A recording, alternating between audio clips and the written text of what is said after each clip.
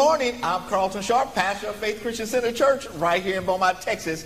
And we're here on what's happening in our neighborhood. And today my special guests are Miss Mary Citizen and Miss Karen Morris. Welcome, ladies. Thank you. Hey, well, listen, tell us a little bit about yourselves.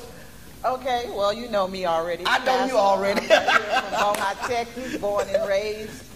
We came out today just to talk about financial services with you, providing for our communities. When I moved away, and I'm in Houston, my heart is to come back to Beaumont and educate. That's right. Educate our people to a point where they can be comfortable and live a great life. Wonderful. So, Karen, where are you from? I'm from New Orleans, Louisiana. NOLA. From the Big Easy. The Big Easy, yeah. So how did you come this way?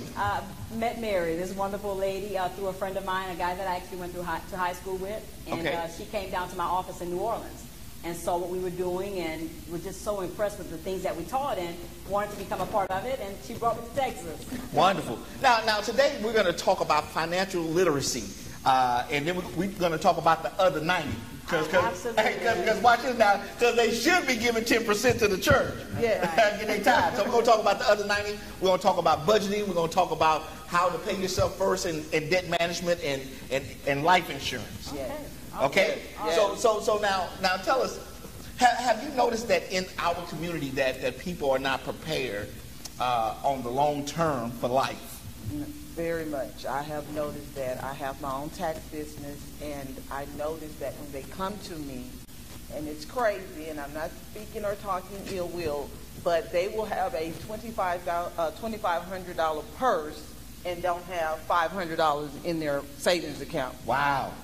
And for me, I had the wow factor, and so I started talking to them about financial services, and this is the avenue we need to go down, and I'm here to assist you. You know, I'm reasonable. Yeah. I'm not here to make the money all, just for myself. I want everybody. If I prosper, everybody. And that's the good news about what you're doing here today. You're trying to make sure that people have the literacy, the understanding. Yes. I don't want to use scripture all the time, but the Bible says my people are destroyed for a lack of knowledge. It's because people don't know how to financially place themselves in a good position. And so that's what you ladies are here today to talk about. Yeah. Absolutely. To quote another scripture, the Bible talks about leaving an inheritance for your children. And so when we are spending on things that are, I read a T-shirt before that said, I'm spending my child's inheritance, is not funny, because we should leave something for those that are left behind. Yeah, and most times I've heard it said, because I got mine, you got to get yours. Yeah. Well, our children shouldn't have to start when we started. No. They should be all in a better position financially in every other aspect of their lives than we were when we got started. Absolutely. So now let's talk about some insurance, because most people in our community don't have insurance. Wow. And if they do have insurance, it's not enough to cover the expenses that will come after the fact.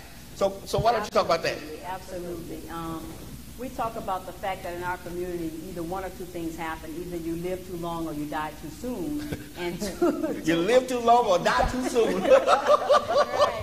And so what we mean by that is we mean that if you die with someone else dependent on your income. Husbands don't think about dying and leaving a wife behind. Parents don't think about dying and leaving children behind financially. And so it's like you die too soon because they're still dependent on you. Right. And so you have a nice graphic that you use to show us how people need to look at things, because they still have insurance, they still have taxes, food, kids, bills, debt. So let's put that graphic up and you talk us through it. Absolutely.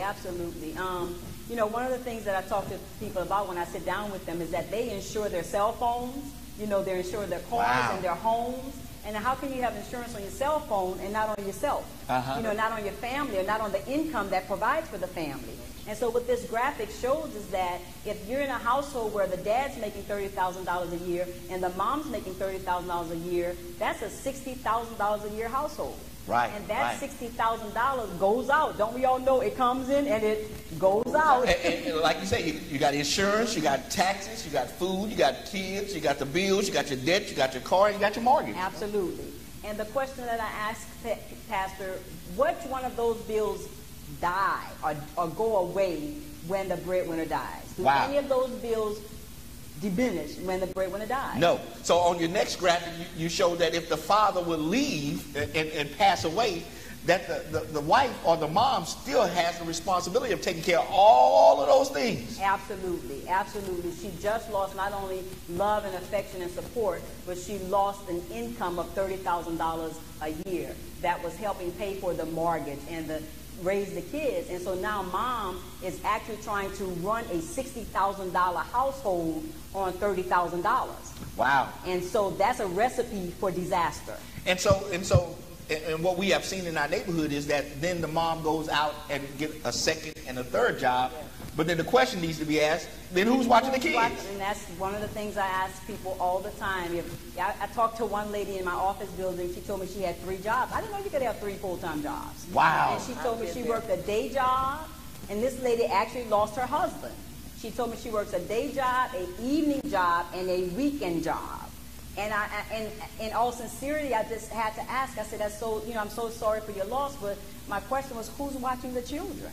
So, when you leave your family in that position, even for single parents, when we die in our community, we leave 2, 3, 4, sometimes 5 kids on grandma or mom. Wow. And you never thought that I'm going to leave my mother the responsibility or my grandmother the responsibility of raising 4 kids with no money.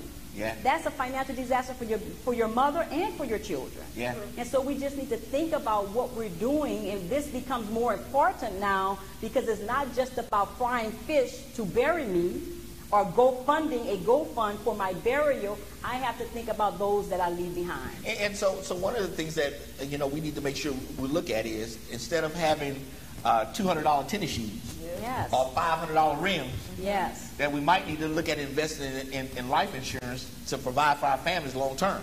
Absolutely. So now you have what is called the dime theory. Tell us about the dime theory. The dime theory is definitely something that was not taught in our community. Okay? What was taught in our community by people who knocked on our doors and sold our grandparents and our mother's insurance, where they sold burial policies, which was simply enough to bury me if I died. My mother, I have 15 brothers and sisters. Whoa! And What's so happening in New Orleans? So in my case, my mom could get in the casket with my dad and he died because she couldn't raise 16 kids without my father's income. But of course, nobody taught her about the dime theory, okay? Okay. And so what the dime theory says is that if you die prematurely, your debt doesn't, can we go back to the graphic? Yeah, we go back. Your debt doesn't die with you. So your debt needs to be taken care of, because if you have a 401k or you own a home, your debt is going to be paid before your family gets their inheritance. Wow. Okay, so most people don't know that. Of course, the smallest part of life insurance, which we as a people have been taught was the only part of life insurance, was burial. You do have to be buried, but you don't need to put $50,000 in the ground, right? Wow. A reasonable burial. Okay? Right. But the most important part of the dime theory is income replacement. And there's absolutely no one that I've sat down with in 25 years that told me somebody talked to them about income replacement. So in the event, if you look at the graphic, if a person only makes $1,000 a month, that's $12,000 a year. They would need $120,000 worth of life insurance to replace that $12,000 a year coming into the house. Wow. And I sit down, Pastor, with folks making $5,000 a month and $7,000 a month and have no life insurance or very little life insurance. Okay? And so then we also say that the largest expense that the average family has is either their rent or their mortgage. And so you don't want to leave your wife struggling with a mortgage by herself or your husband struggling with a mortgage by himself when both of the incomes were helping pay for that mortgage. Right. So we want to make sure that that mortgage is paid off so that family's home could be secured for the future. So how many people, even when our parents left us houses, the children lost the house because they could not afford the upkeep of the house or afford to pay the mortgage on the house. So this way you leave them a house, you know you also left them enough money to pay off the mortgage. Wow. And that family house, that family home is secured in the family forever. And the last one is an education fund for your kids. You know, I ask people all the time, if you died prematurely, would you still want your children to be able to go to college? Wow. Absolutely, I do. So you need to make sure that part of that money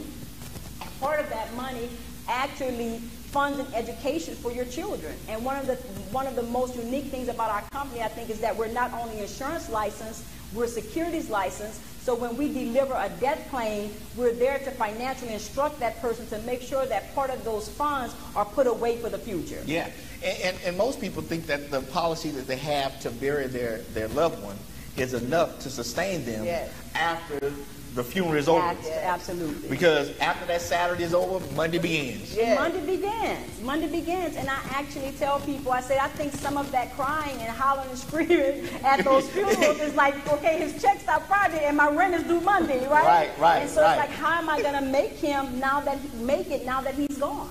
And really, or she's gone. Yeah, really, and it's not that expensive to be able to provide for your family long term. No, it's not.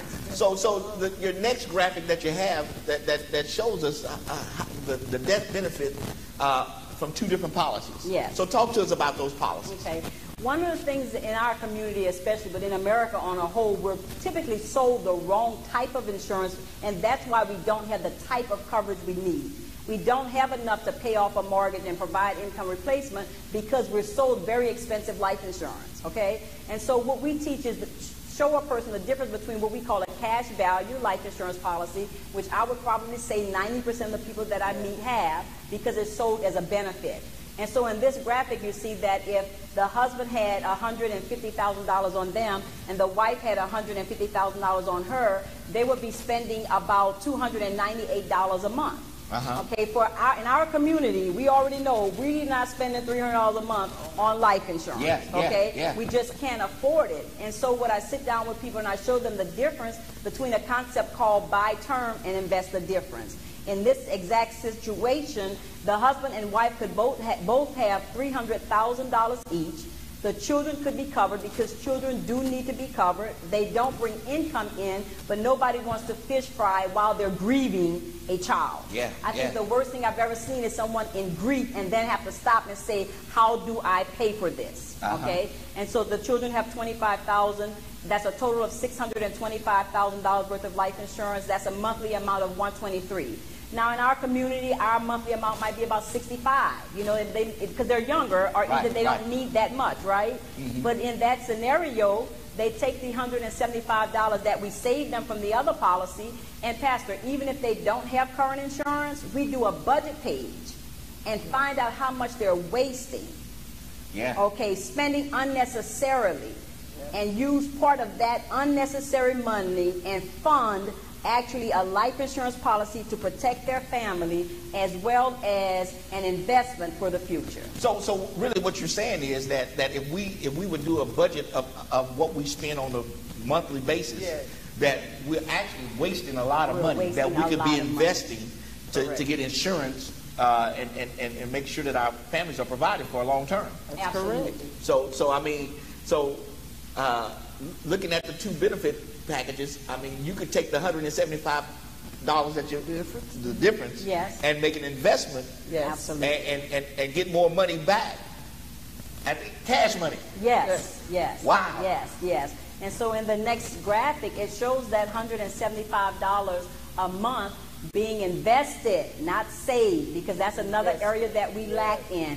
We save money. Well, we don't really save, but when we do save, we save in banks that pay us very low interest rate, but they charge us very high when they lend us the money. That's right. Now, how can you give me 0.5% on my savings and charge me 24.99 on my credit card, and 15.99 on my car if my credit is bad, right? And so that's just, it doesn't make sense. They're making more money on our money than we are. So we teach people to invest, which the stock market has averaged 10%, and as you can check it out, has averaged 10% since inception, since 1928, and we're still sitting at 1%. That $175 investment will grow to almost $700,000. Wow. Over what period of time? That's over 35 years. So look at this for a second. So if you are 20 years old, because most of us think that we're going to live forever. And I believe we can live to 120. We can. Look, we still look good. I'm saying 150. But most people wait till the latter part of their lives to invest in these type of policies when it's cheaper, much cheaper, when they are in their younger years to make the investment. Absolutely, absolutely. We have a client that he's 28 years old, was spending $600 a month on life insurance. He came with us. He's now spending $100 for $400,000 more than what he had, and he's investing the other $500. Wow. Now, he's at 28. Can you imagine where he would be at 29? At 64, he'll be a multimillionaire. A multimillionaire by just taking the money that he's already spending, of what the market is doing right now, and also with life insurance. You know, it doesn't make much sense to me to have all of the shoes, the cars, and all that kind of stuff, and don't have insurance. I talk to people all the time. I say, look, y'all, we are consumers. We spend money. So it's not true that you can't afford it. The truth is you're making choices that you're affording something. It's just not the right things. Right. So we teach a need basis want in the seminar, what you actually need versus what you want. You know, I talked to a young lady, she called me the other day, this was about a month ago, she said, oh, I'm struggling, my life insurance is going to have to go. And I'm very blunt with my people because I love my people. I don't sell this from the pocket, I sell this from the heart, right? I've delivered a $360,000 death claim to a 27-year-old widow. Right? She bought a Mercedes, because y'all know we like Mercedes. She bought a home, and she invested $150,000. She was 27. That money will turn over every 7 years. Wow. She too will be a millionaire before she's 60. But that's because her mom was my agent, and her mom educated her daughter to protect the income of her husband. Wow. And so where does that happen? If we don't take it to our people, who will? Yeah. And that's why this is so important for those of you who are watching today, that you must understand that you must have financial literacy in order to be successful in life. That's why the budgeting portion of your seminars that you do, to talk to people about how to budget their money. You know, because like you say, you'll find a lot of waste in there. And that's the story I was telling. I forgot to finish it. The girl called me. She said, I'm struggling. I think my life insurance is going to have to go. And my response to her was, yes, something will have to go, but it won't be your life insurance. Let's start with cable and 400 channels. Let's start with my child having an iPhone. Let's start with the $200 weed and the $80 nails. You pay $200 for a weed? I'm in the wrong business.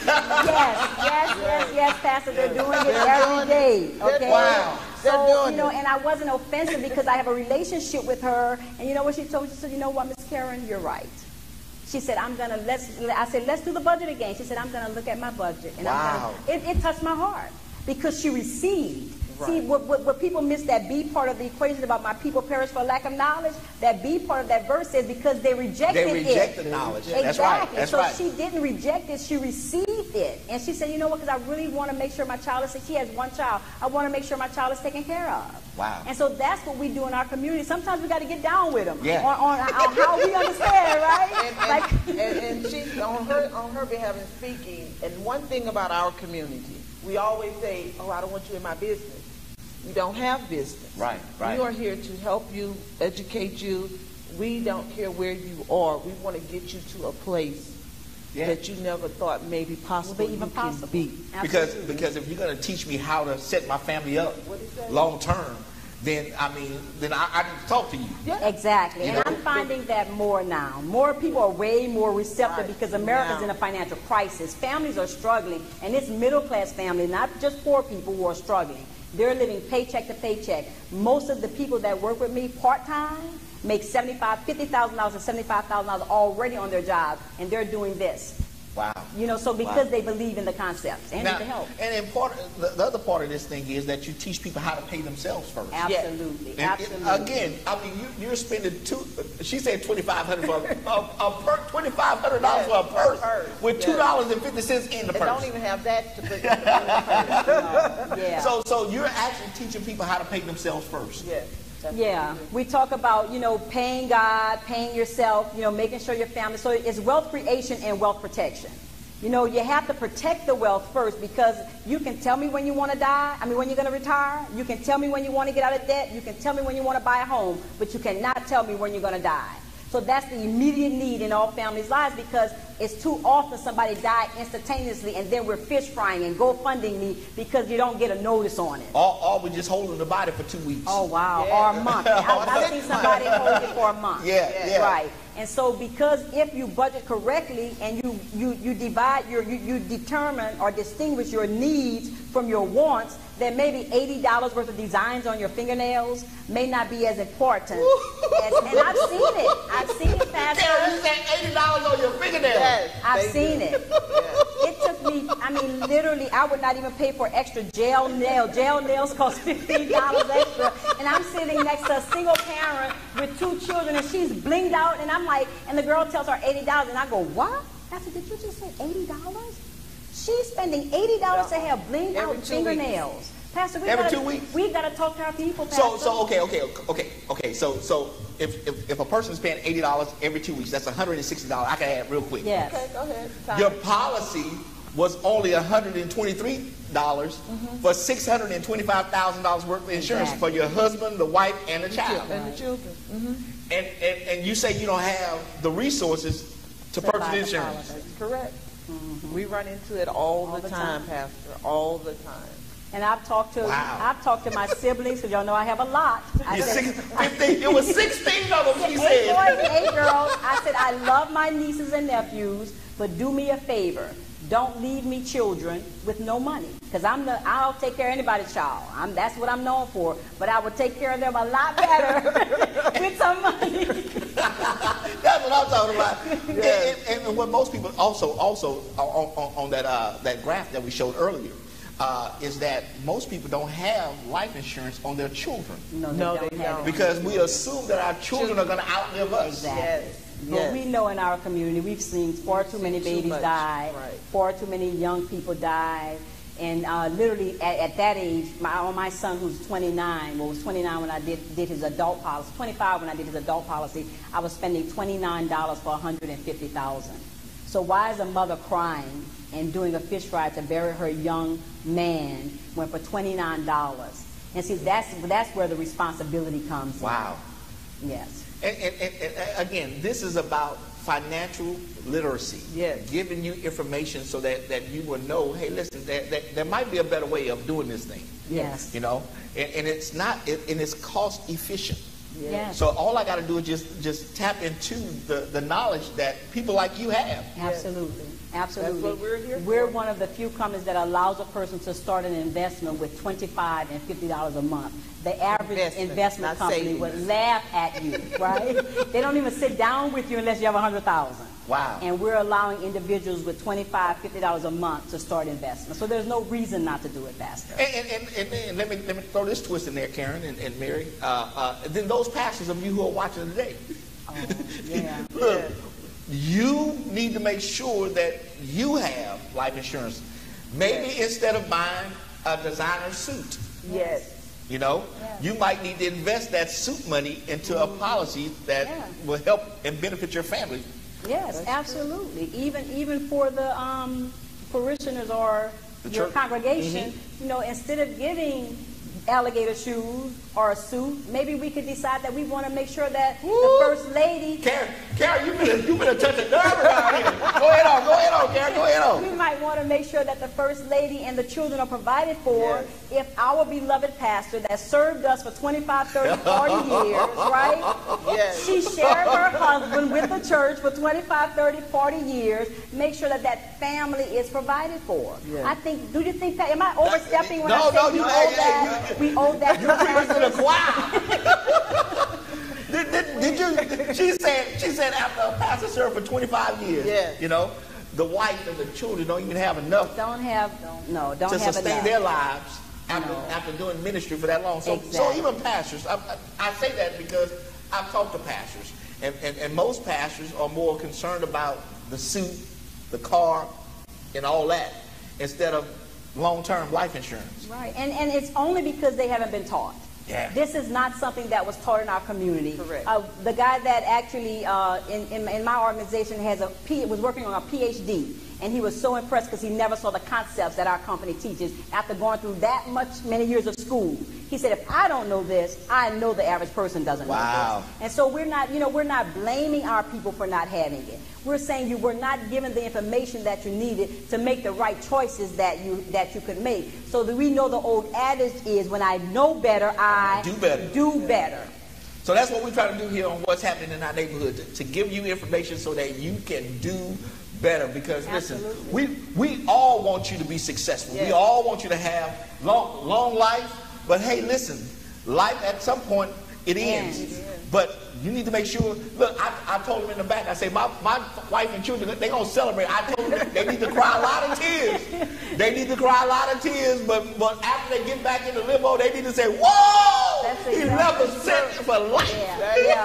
And that's the, I don't know if we covered everything we needed to cover, but we call it the last love letter. Okay. When we take care of our families as men and women, it's the love that we have that makes us provide for them. Yes. Well, that life insurance benefit is the last love letter you will ever write to your wife. Honey, I loved you when I was here, and I'll love you eternally, and I'll make sure that you're provided for whether I'm dead or alive. And that woman, I mean, I hear it, I see it all the time. They're grieving. It doesn't make you happy when you get the money, but it sure makes you secure. And what more can you do for a family than to leave them in with the last love letter? So if you say you love me, then you need to leave me set. Is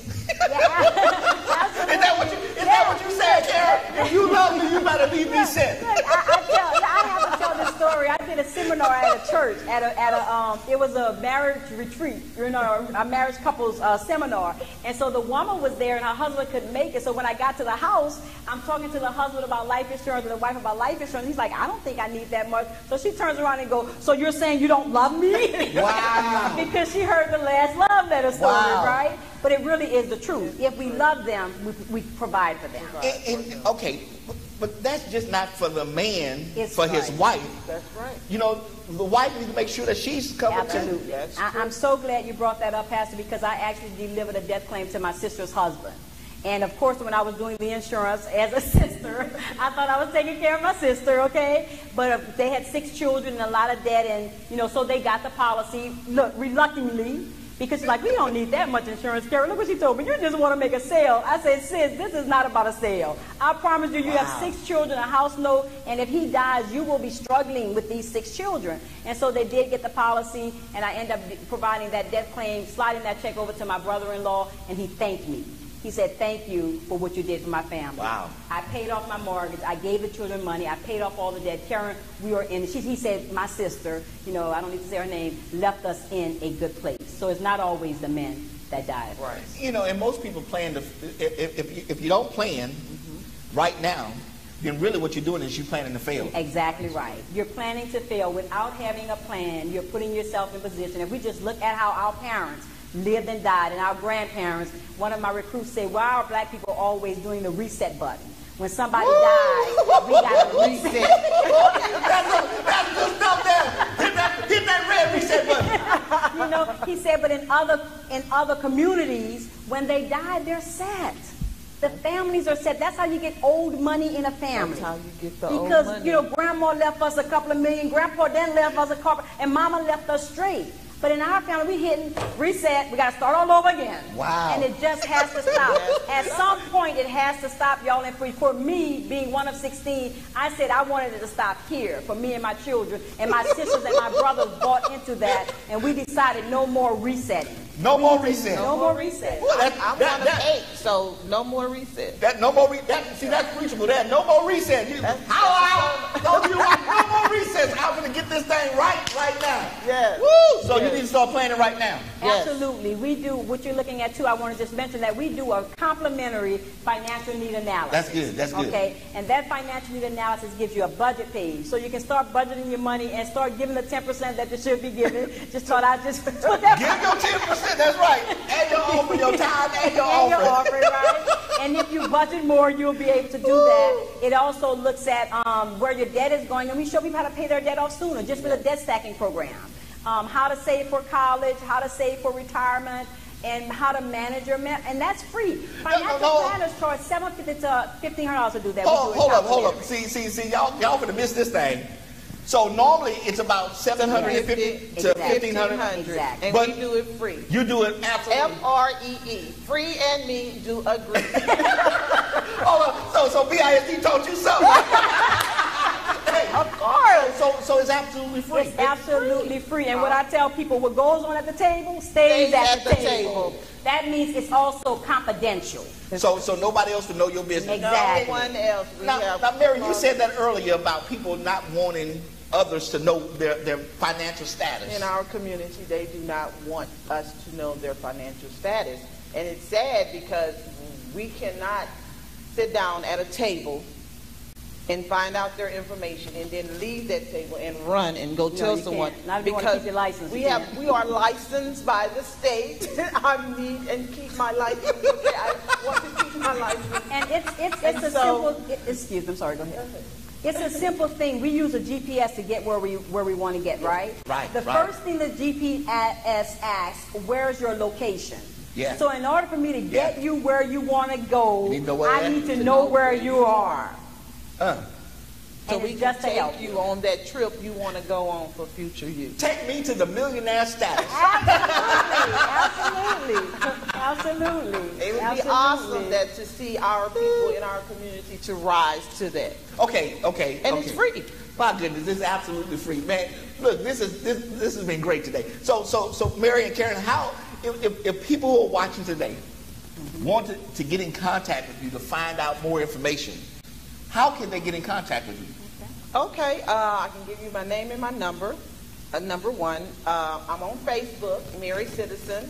And look, we're gonna my office. I have an office in Houston. We're gonna do your service. We're gonna put it right. See, it just popped up on the screen right there. We're gonna put it right there on the screen so that you can get in contact with both of them. Thank you. Yeah. That way you don't have to remember all that stuff.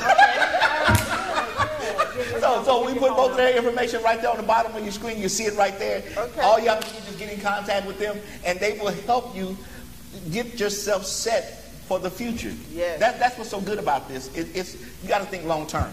Absolutely. Yes. Is Mary's phone number on the screen? Yeah. Both of your numbers are on the screen, so we'll have it there for them to get in contact with both of you.